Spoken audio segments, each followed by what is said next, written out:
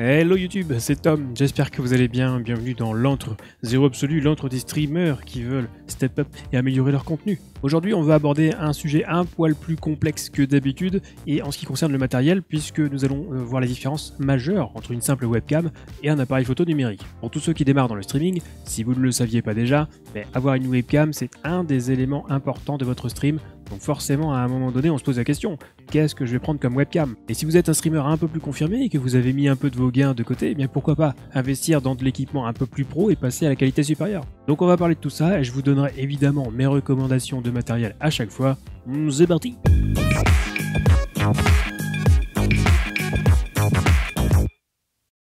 Alors des caméras, j'en ai essayé quelques-unes, D'ailleurs j'ai fait une vidéo dans laquelle je comparais 7 webcams pour ceux qui s'en souviennent, mais j'ai aussi essayé de la GoPro, j'ai essayé le téléphone en guise de webcam, plus récemment j'ai investi aussi dans un appareil photo numérique pour mes streams, bon c'était surtout pour YouTube mais voilà il est là. Du coup au fur et à mesure que je me suis renseigné, j'ai acquis quelques modestes connaissances mais que je voulais partager avec vous aujourd'hui, ce qui permettra, je l'espère, de vous repérer plus facilement dans cette jungle des caméras, parce que des références il y en a un paquet, donc il va falloir essayer de réduire tout ça en focalisant sur des critères bien précis et qui sont somme toute relativement simples et ensuite je vous donnerai mes recommandations. Et au passage, si cette vidéo vous plaît, n'hésitez pas à laisser un petit pouce bleu, à vous abonner à la chaîne et activer la cloche pour être prévenu dès qu'une nouvelle vidéo sort. Bien sûr, si vous voulez discuter streaming, tout ça, je vous attends sur Twitch les lundis, mercredis et vendredis soirs en direct, c'est quand vous voulez. Donc on démarre avec les webcams et là les critères sont relativement simples. Pour ceux qui sont intéressés par les appareils photo numériques, vous aurez les chapitres dans la barre de lecture, donc vous pouvez sauter directement à la suite. Alors tout d'abord on va chercher une webcam capable d'afficher du 1080p. Et là vous allez me dire, c'est pas forcément super utile puisque la webcam sur un stream elle est grande comme ça, et si elle prend un quart de la hauteur de l'écran, c'est déjà pas mal. Donc quelle utilité de prendre une webcam qui fait du 1080p? En fait ça va au-delà du simple marketing et le fait de se dire que la webcam est capable de vous afficher en Full HD, parce que clairement c'est devenu un argument de vente.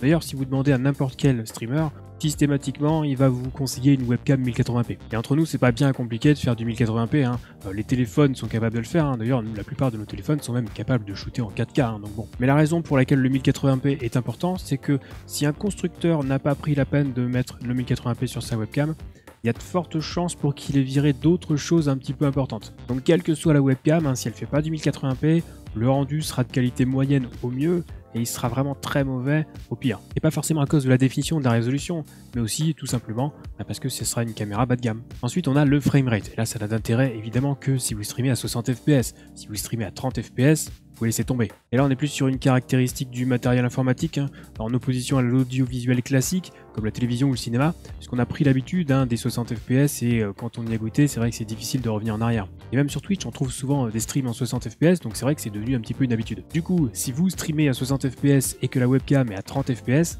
ça jure un petit peu, on sent qu'il y a quelque chose qui n'est pas en phase. On le remarque pas forcément au premier regard, mais du coup, mettre un petit peu plus dans une caméra capable de faire du 1080p à 60 fps, ça peut potentiellement améliorer l'expérience globale des viewers sur votre stream. Alors attention, c'est évidemment pas obligatoire, je ne fais que donner mon avis. Et enfin, troisième point, on a un dernier critère qui peut paraître anodin, mais qui peut lui aussi modifier l'expérience de vos viewers, c'est l'angle de vision. C'est pas forcément une caractéristique qu'on va regarder tout de suite quand on veut acheter une caméra, mais en gros, plus l'angle de vision est élevé, plus le champ de vision de la caméra sera grand. Et donc plus vous aurez de place pour bouger avant de vous cogner contre les bords du cadre. Un autre petit effet sympa, c'est que plus l'angle est élevé, plus vous aurez une impression de profondeur de la pièce dans laquelle vous vous trouvez. En général, l'angle de vision moyen, c'est plutôt 78 degrés, mais on trouve un petit peu de tout, comme on l'a vu notamment dans la vidéo comparative sur les 7 webcams 1080p les plus répandues. J'ai noté toutefois deux exceptions, à savoir la OK 1080p qui a officiellement un angle de 65 degrés, qui se rapproche officieusement plutôt des 90, et bien sûr la Logitech Brio 4K qui peut officiellement, elle, aller jusqu'à 90 degrés. Alors ce qui peut être pratique si vous voulez avoir plus d'espace, y compris si vous avez un fond vert, car dans ce cas, ça évite tout simplement d'être littéralement coupé par un cadre invisible. Alors évidemment c'est bien beau d'avoir tous ces critères sur le papier, mais la seule façon d'avoir un aperçu du rendu d'une webcam, c'est encore de regarder des vidéos sur YouTube. Allez, ça tombe bien, j'ai quelque chose pour vous. Mais bon, on va partir du principe que j'ai vachement bien expliqué et que vous avez compris à 100% les critères pour choisir une webcam. Je vais quand même vous donner quelques recommandations de produits. Donc pour les petits budgets, vous avez la OK 1080p qui fait donc du 1080p à 30 fps. Si vous avez un beau budget, n'hésitez pas à lorgner du côté de la Logitech StreamCam qui fait donc du 1080p à 60 fps. Et si vous streamez à 30 fps, n'hésitez pas à regarder du côté de la Razer Kyo qui a un rendu plutôt sympa. Et enfin, si vraiment vous avez le budget pour, bien sûr la Logitech Brio 4K qui vous permet de faire du 1080p à 60 fps, On oublie la 4K qui est totalement inutile pour les streams, mais elle propose aussi son fameux angle de vision à 90 degrés, donc c'est un plus. Et alors par pitié, oubliez cette fichue Logitech C920 que tout le monde recommande, enfin sauf si vous la trouvez à moins de 50 balles, mais encore, personnellement je trouve que la OK a un meilleur rendu. Mais bon, ce n'est que mon avis, c'est à vous de voir, évidemment aussi en fonction de votre budget. Et alors au passage, non seulement vous pouvez avoir le rendu d'origine des webcams, mais avec une technique toute simple, vous pouvez même améliorer le rendu, tout simplement donner une tonalité un peu plus pro à votre webcam grâce à notamment des luttes que je vous propose dans une autre vidéo que voici.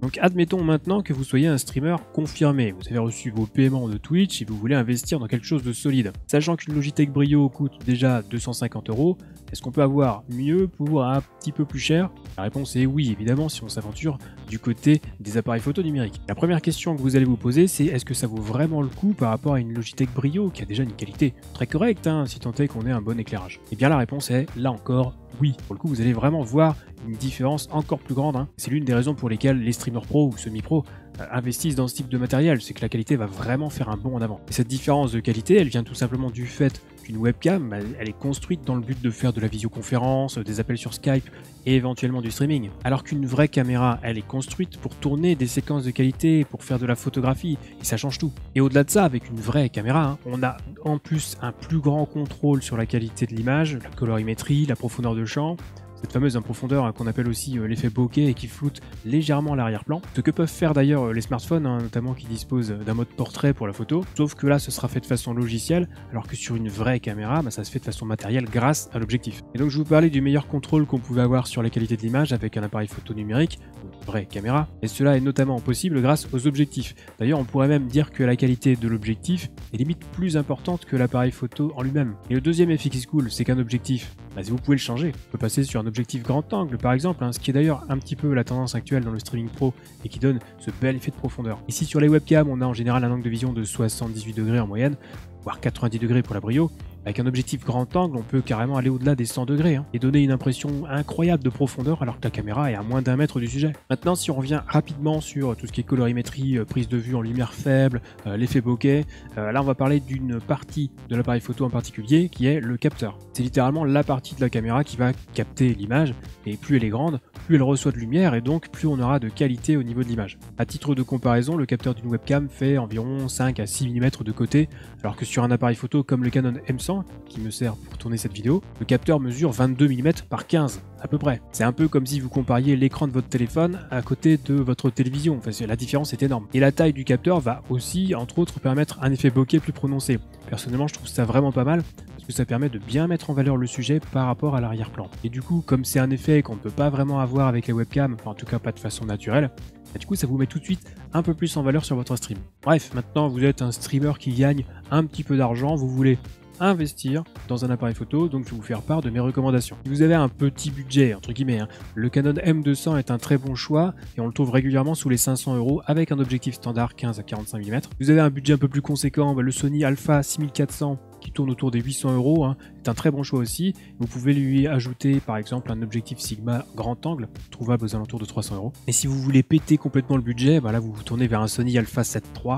Là on est carrément sur du 1500 € hors objectif, donc à réserver aux streamers pro qui feraient éventuellement un petit peu de contenu différent en parallèle. Et alors tous les appareils que je viens de vous citer là ont en commun deux critères hyper importants si vous voulez les utiliser en tant que webcam. Non seulement ils sont capables de sortir une image HDMI clean, c'est-à-dire sans tout ce qui est information à l'écran ou le cadre du focus, etc. Mais surtout, ils ont une option qui leur permet de ne pas s'éteindre, de ne pas se mettre en veille au bout de 30 minutes, qui serait, vous vous en doutez, plutôt pénalisant pour streamer. Alors vous pouvez bien sûr regarder d'autres modèles, d'ailleurs si ça vous intéresse, je vous conseille d'aller regarder la compatibilité des modèles avec le Camlink d'Elgato, ça vous évitera des mauvaises surprises. C'est d'ailleurs l'une des raisons pour laquelle je pourrais pas vous conseiller mon appareil qui est le Canon M100 en tant que webcam, même si je l'utilise sans problème en stream, j'en suis très satisfait, mais j'ai dû installer un script via la carte SD pour avoir une sortie HDMI clean pour pas que l'appareil s'éteigne au bout de 30 minutes. Donc ce modèle peut servir en tant que webcam, mais c'est pas le plus pratique, alors qu'un M200 à côté n'a pas besoin d'être trafiqué. Et en plus le M200 permet de shooter en 4K.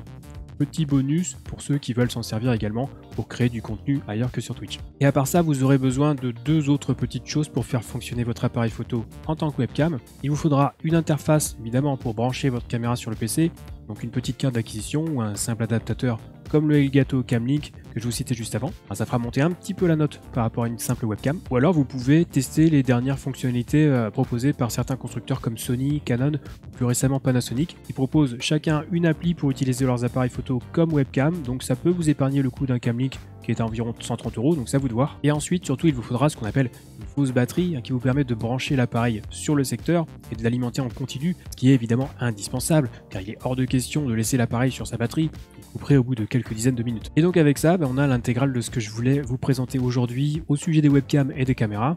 Rappelez-vous quand même que même si certains viewers viennent pour le jeu, d'une part ceux qui viendront sur votre stream, si vous avez une excellente qualité de cam, ils le remarqueront tout de suite, mais d'autre part, et surtout la plupart de vos viewers actuels sont là aussi pour vous, donc leur offrir de la qualité, ça fait partie du job. Et maintenant que c'est dit, un dernier appel aussi sur les priorités que vous devriez envisager si vous streamez. Déjà, si vous démarrez là le streaming, n'allez pas acheter une caméra à 1000 €. Ce n'est pas la caméra qui va permettre de développer votre chaîne. Si vous deviez améliorer un point pour votre stream, vous aurez plutôt de démarrer par l'audio et le micro. Autre point, vous aurez beau avoir une caméra hors de prix, si vous avez un éclairage pourri, le rendu sera pas bon, quels que soient les réglages que vous ferez, donc n'hésitez pas à investir aussi dans de l'éclairage de qualité. Si vous voulez d'ailleurs des suggestions de matériel à acquérir, je vous ai concocté des kits pour streamers, les liens sont dans la description de la vidéo juste en dessous. Les kits sont d'ailleurs présents dans les descriptions de toutes les vidéos que j'ai fait depuis le début de la chaîne, et ils évoluent aussi avec le temps, donc n'hésitez pas à y jeter un œil pour y trouver votre inspiration. Si vous avez des remarques à faire au sujet de tout ce qu'on vient d'aborder, je vous invite à le faire en laissant un commentaire sous la vidéo. Si vous voulez en discuter, vous pouvez aussi venir me voir dès que je suis en live sur Twitch, les lundis, mercredis et vendredis soirs. Et pour les questions plus techniques, les réglages caméra, l'éclairage, etc., je vous invite à rejoindre le Discord communautaire Zero Absolu Gaming. On est bientôt près de 1000 membres, donc si vous y posez vos questions, on essaiera de vous répondre le plus vite possible. Sur ce, c'est la fin de cette vidéo, on se retrouve très vite pour la prochaine, et d'ici là, bon stream. Ce gars est fort. Kyriode. Arrête de t'ordiner du cul, toi, tu veux que je te bute? Ouais, broute-moi le cul. Broute-moi la... Voilà. Tu te calmes.